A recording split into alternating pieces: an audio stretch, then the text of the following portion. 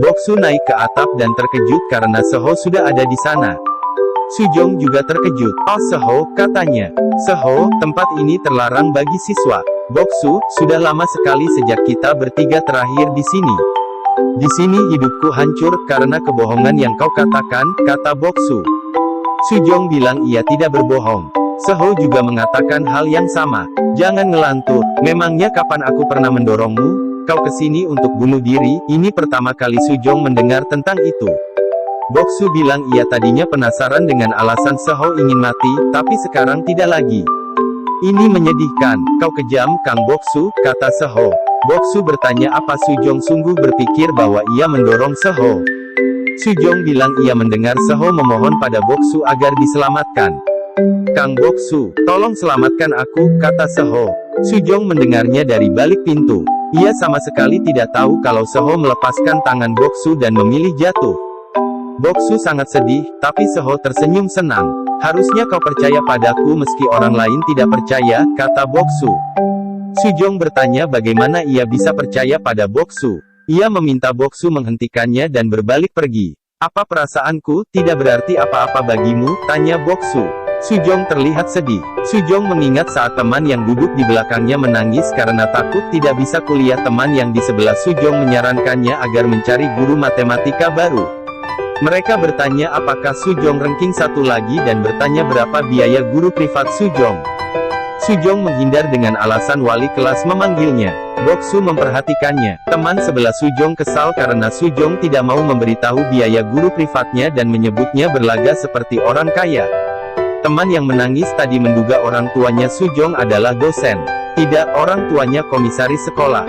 Itu sebabnya dia mengambil semua beasiswa sekolah, kata teman sebelah Sujong. Boksu ingin menegur mereka, tapi Gyeongheon menahannya. "Hei, duduklah. Kau tidak akan menang melawan gadis," kata Gyeongheon sambil bermain sobekan kertas.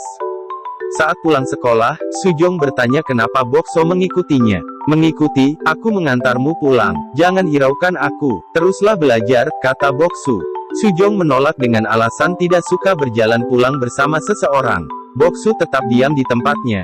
Sujong menyerah dan memperbolehkan Boksu mengantarnya. "Ini dia," kata Sujong saat mereka sampai di depan sebuah rumah besar. Ia memperbolehkan Boksu pulang, tapi Boksu ingin melihat Sujong masuk lebih dulu. "Kau duluan," Boksu tertawa malu. "Rasanya kita seperti berkencan," katanya.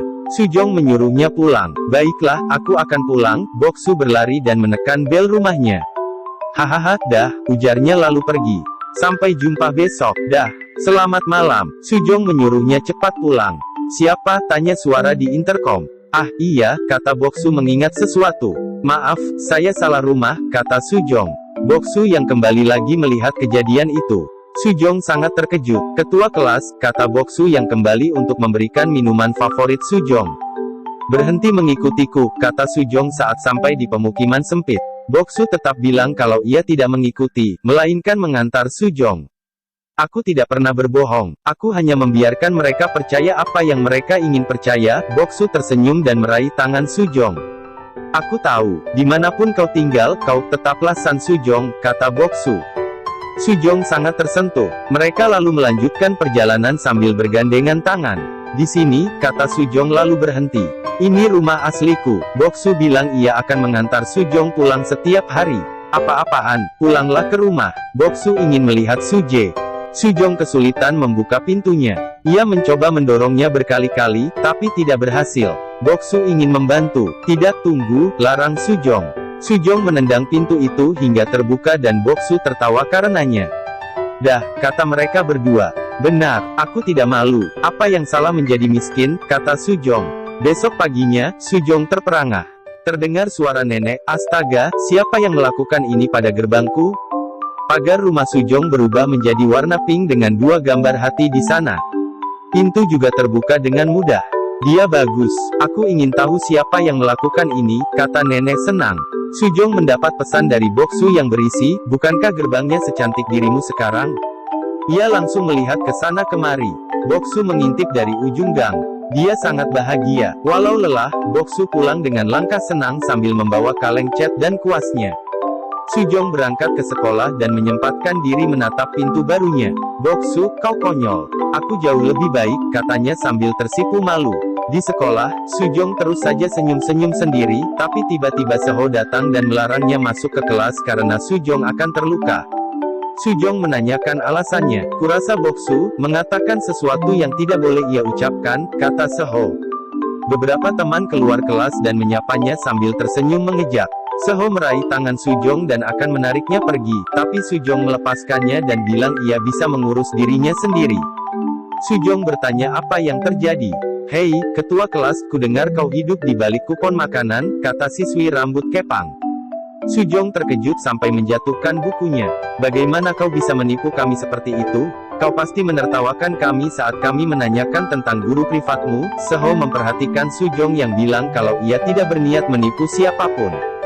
"Hei, kami semua mengira dirimu berasal dari keluarga kaya. Kau tertawa setiap kali kami bertanya tentang guru privatmu.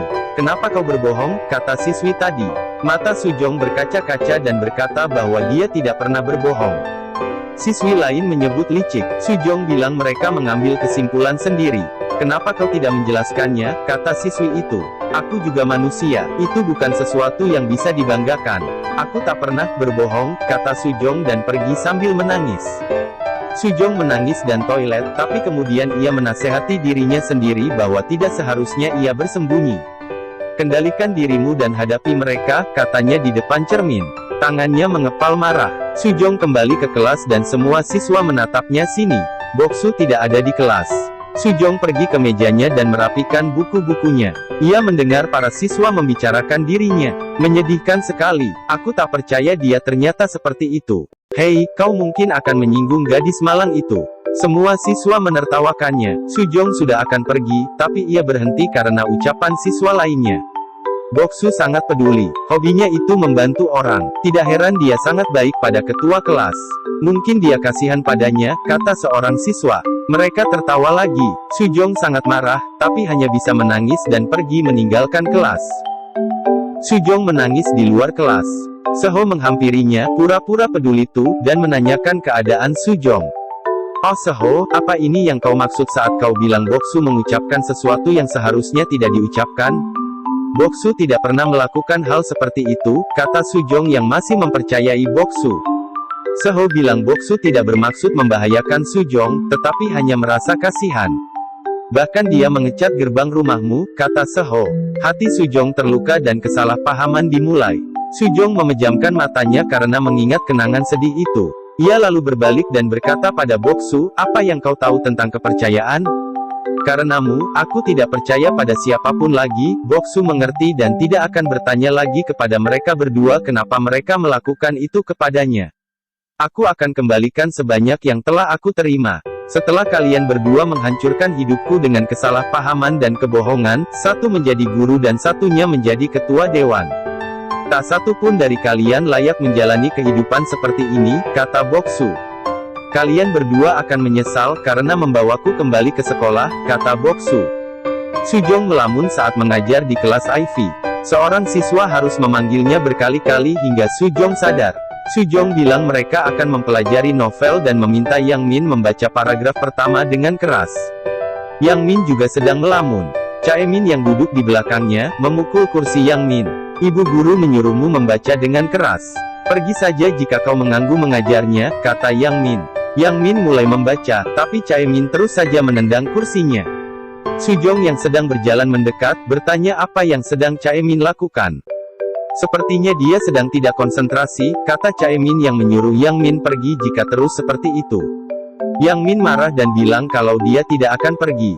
Sujong berusaha menenangkannya. Yang Min mengibaskan tangan Sujong dan kembali duduk di kursinya. Yang Min berusaha keras agar tidak menangis.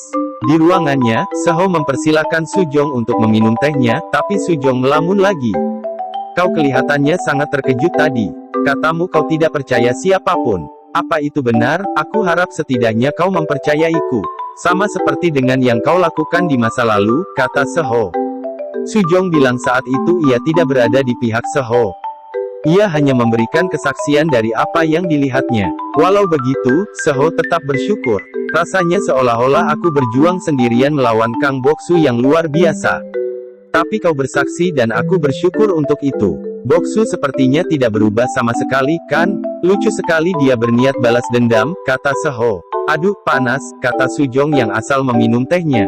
Seho tertawa dan bertanya apa Sujong baik-baik saja. Berhenti tertawa, Seho meminta maaf dan bilang kalau ia memanggil Sujong untuk membahas tentang siswa kelas Wildflower.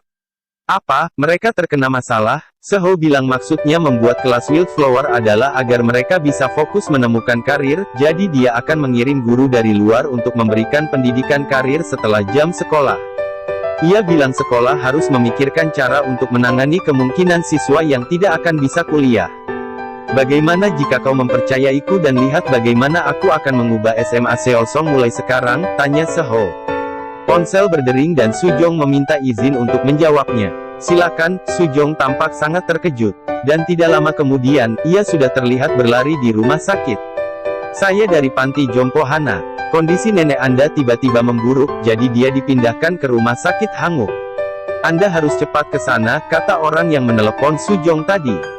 Saat Sujong sampai di ruangan, nenek sedang diberikan oksigen untuk membantu menormalkan pernapasannya. Nenek juga menjalani CT scan dan Sujong menunggunya di luar.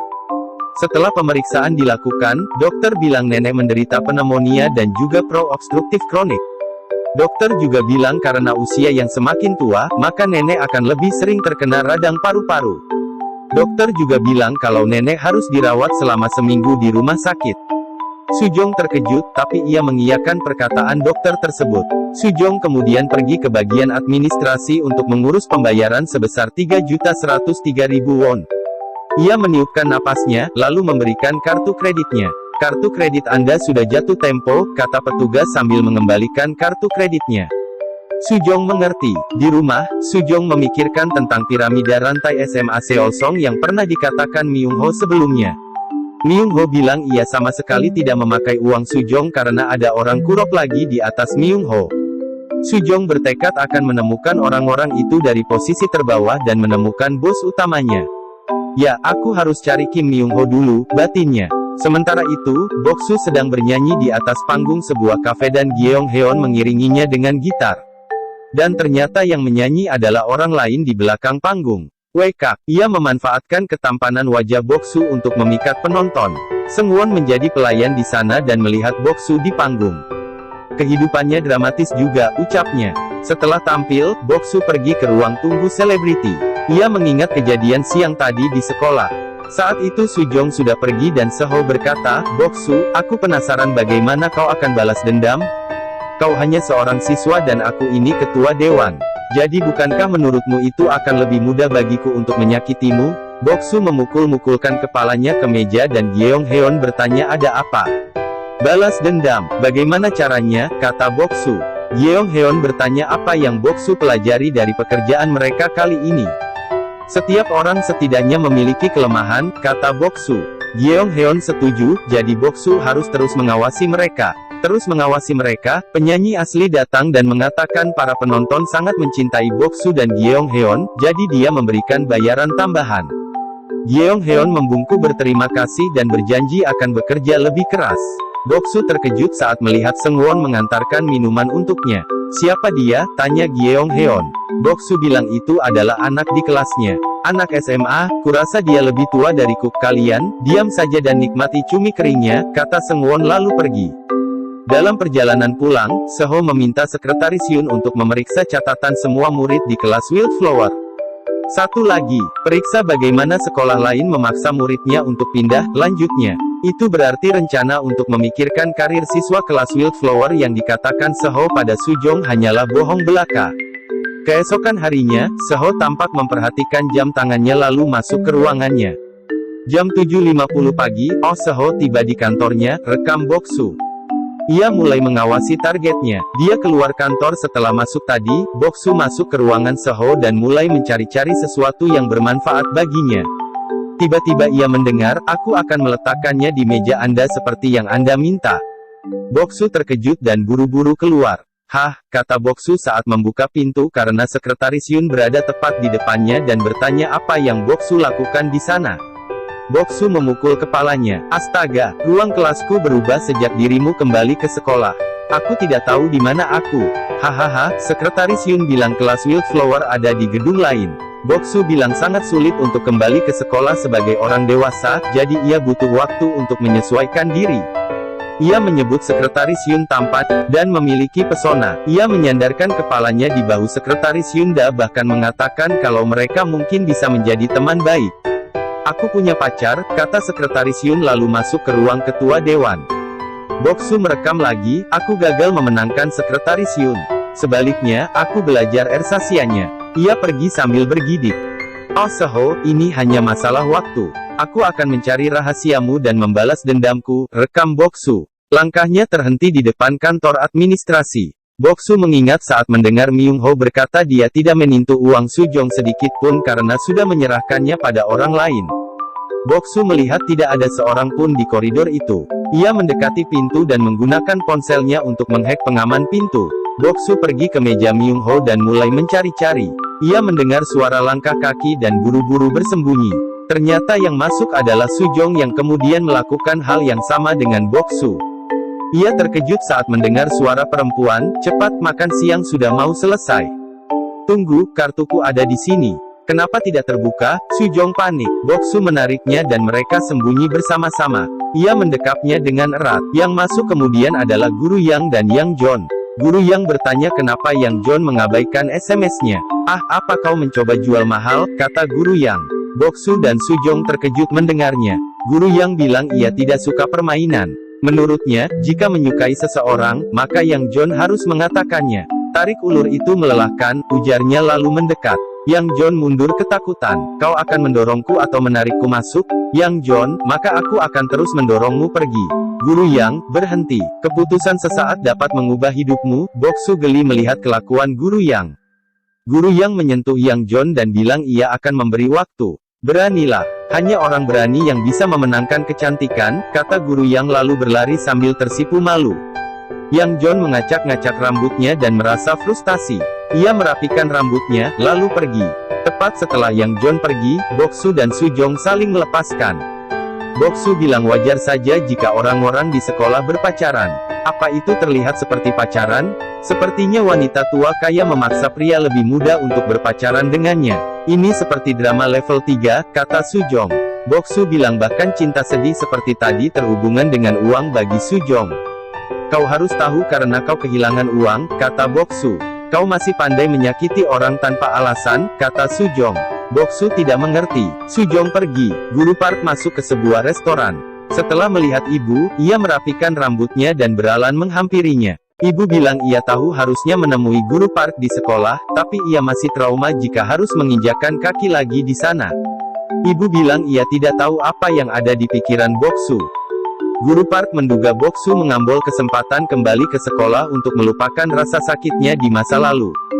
Menurutnya, Boksu memang kelihatan baik-baik saja, tapi sejak kejadian itu Boksu berjuang untuk menjadi dewasa terlalu cepat. Melihatnya seperti itu membuatku sakit, kata Guru Park sedih.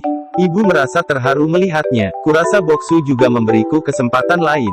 Kali ini, aku pasti akan melindunginya sampai kapanpun. Ibu menyodorkan sebuah amplop. Ini tidak banyak, terimalah sebagai rasa terima kasih, kata ibu. Guru Park terkejut dan bilang ibu tidak perlu memberikannya, karena ia akan mendapat masalah bahkan dipecat. Guru Park bilang ibu tidak boleh melakukan ini demi Boksu. Guru Park mendorong amplop itu, tapi ibu menyodorkannya lagi. Aku melakukan ini untuk Boksu.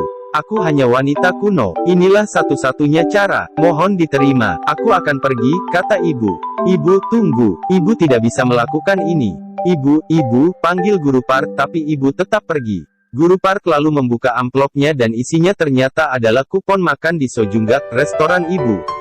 Kumpulkan 40 untuk tangsuyuk medium. Kumpulkan 50 untuk tangsuyuk besar. Guru Park sangat senang menerimanya. Mungkin karena bisa lebih sering ketemu ibu hehe.